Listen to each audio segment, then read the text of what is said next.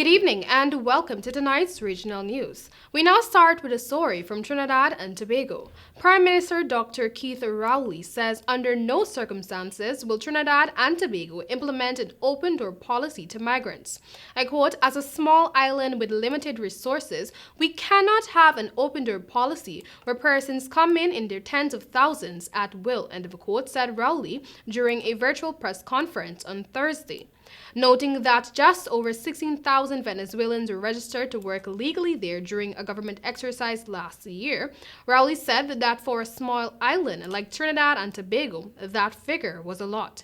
He added that most of the registered Venezuelans are gainfully employed and provide skills to the country.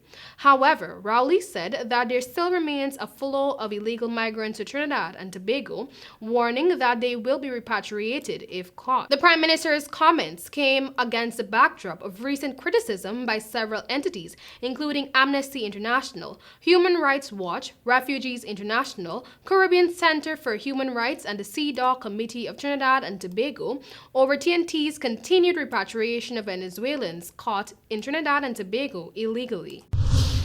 And now for news from Brazil. As farms expand into the Amazon rainforest, felled trees and expanding pastures may open the way for new Brazilian exports beyond beef and soybeans, researchers say. Pandemic diseases. Changes in the Amazon are driving displaced species of animals, from bats to monkeys to mosquitoes, into new areas, while opening the region to arrivals of more savanna-adapted species, including rodents.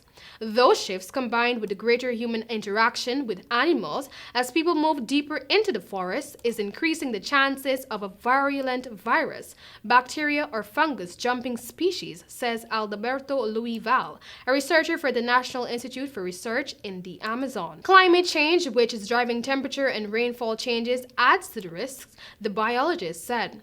The Evandro Chagas Institute has identified about 220 different types of viruses in the Amazon, 37 of which can cause diseases in humans and 15 of which have the potential to cause epidemics, the researchers said. This includes the West Nile fever, Rocio, which produces yellow fever, and arboviruses, which can be transmitted by insects such as the mosquitoes that carry dengue fever and Zika. Now for news from Jamaica. General Surgeon at the Savannah Lamar Hospital in Westmoreland, Jamaica, Dr. Lincoln Cox, is urging men to check for breast cancer symptoms. He said that while the disease is rare in males, representing about 1% of all cancer cases, it is important for men to remain aware and to report to their general practitioner any lumps on the breast or chest. Breast cancer in men usually presents itself as a lump in the chest, dimpling of the skin, or changes in the nipple. He informed that men with a familial history of breast cancer are at an increased risk of developing the disease. Cox noted that, like women, men diagnosed with breast cancer at an early stage have a good chance of survival. And finally, in tonight's regional news, Darren Bravo, Shemron Hetmeyer, and Kimo Paul returned to the West Indies squad for the proposed test series against New Zealand. On Friday, the Cricket West Indies CWI announced the squads for the tour, which will feature 3 T20 internationals and 2 test matches from November 27 to December 15.